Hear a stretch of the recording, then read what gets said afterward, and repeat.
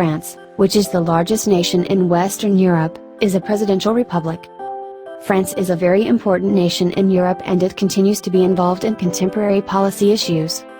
So, today we are talking about France economy. Past of France economy. French economic history since its late 18th century revolution was tied to three major events and trends: the Napoleonic era, the competition with Britain and its other neighbors in regards to industrialization, and the total wars of the late 19th and early 20th centuries. The post-war period, since 1950, saw significant new departures in both economic development and the policies designed to affect it. The economy was seriously hurt by the German seizure of major industrial areas in the northeast. While the occupied area in 1913 contained only 14% of France's industrial workers, it produced 58% of the steel, and 40% of the coal. The war damages amounted to about 113% of the GDP of 1913, chiefly the destruction of productive capital and housing. The national debt rose from 66% of GDP in 1913 to 170% in 1919, reflecting the heavy use of bond issues to pay for the war.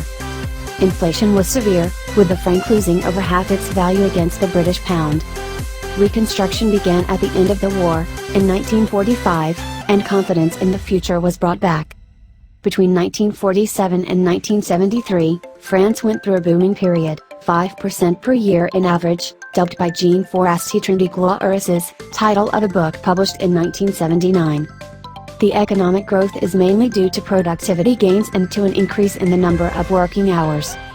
By 1983, the government decided to renounce dirigism and start an era of rigor, or corporatization. As a result, the French economy grew and changed under government direction and planning much more than in other European countries. Despite being a widely liberalized economy, the government continues to play a significant role in the economy. Government spending, at 56% of GDP in 2014, is the second highest in the European Union. Present of France economy. France has the world's by sector. Agriculture, 1.9%, industry, 18.3%, services, 79.8%. Future of France economy. Brexit appears to be leaving Britain in an almighty pickle and France has been open about how it plans to profit from the mess on the other side of the channel. Brexit could be good for France. There are hopes that Paris could become Europe's financial center if the city of London suffers in the post-Brexit world. In short, Britain's loss could be France's gain.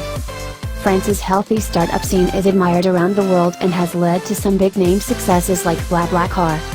GDP growth is projected to edge up to 1.6% by 2018, as tax cuts and faster job growth support stronger private consumption. Business investment should also pick up owing to tax reductions and low interest rates.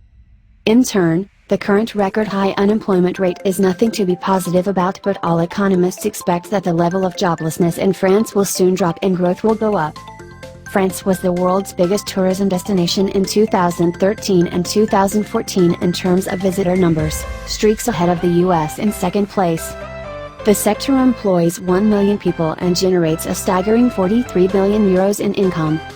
The famous French cuisine and its position as number one in the world in the sectors of fashion and luxury goods is a major positive for the country, not just for exports but for the tourism industry too. Foreign businesses who set up in France are quick to highlight France's excellent public services, whether it be the transport network or its hospitals.